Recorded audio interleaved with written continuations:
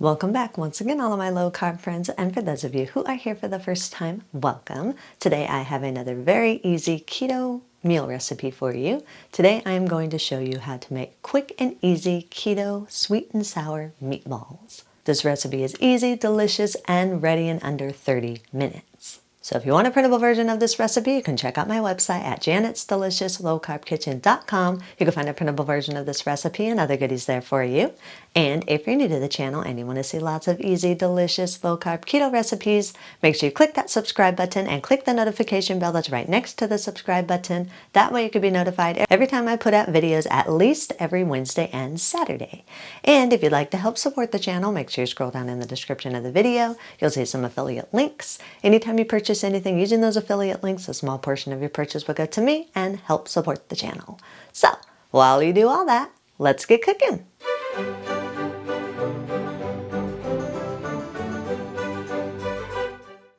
Place 30 milliliters or about 2 tablespoons of olive oil or the oil of your choice in a large skillet over medium heat. Let the skillet and the oil preheat for about 3 to 5 minutes or until the oil and the skillet are warm. While the skillet and the oil are preheating, we're going to make the meatballs. Place 1 pound of ground beef in a large mixing bowl. Use a wooden spoon or your fingers and break up the ground beef into small pieces. Sprinkle in a half teaspoon of garlic powder, 1 teaspoon of salt, a half teaspoon of pepper, 1 teaspoon of dry parsley, and 1 teaspoon of dry oregano. Stir until everything is fully combined and the seasonings are evenly distributed throughout the beef. You can change or adjust the dry seasonings according to your personal taste. Add 1 large egg that's been lightly beaten until the yolks broke.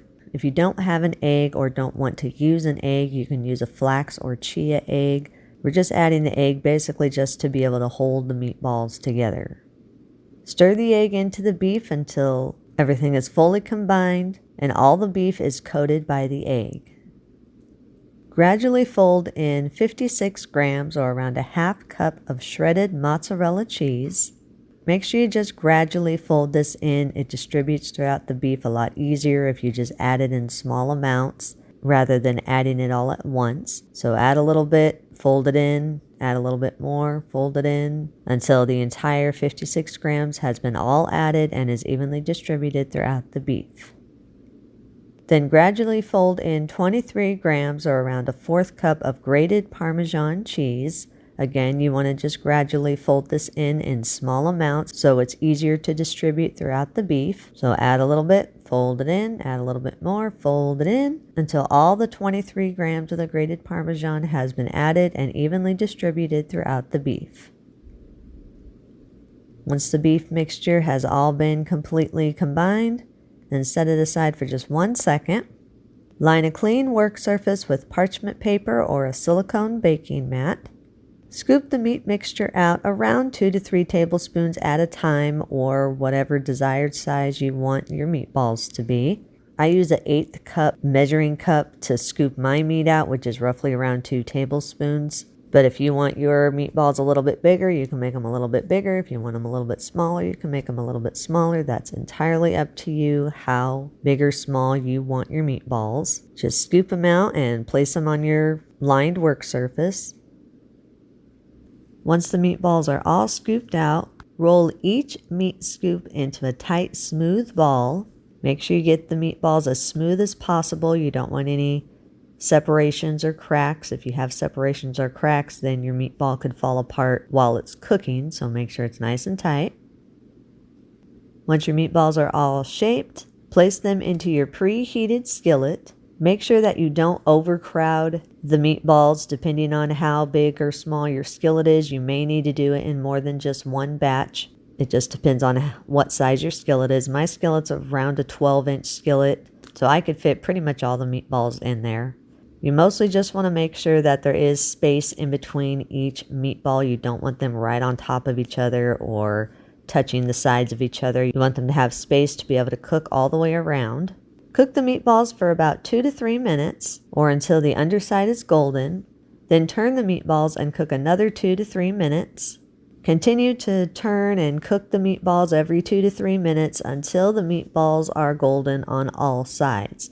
For me, it took a total of around 10 minutes. You just want to make sure that your meatballs are completely cooked.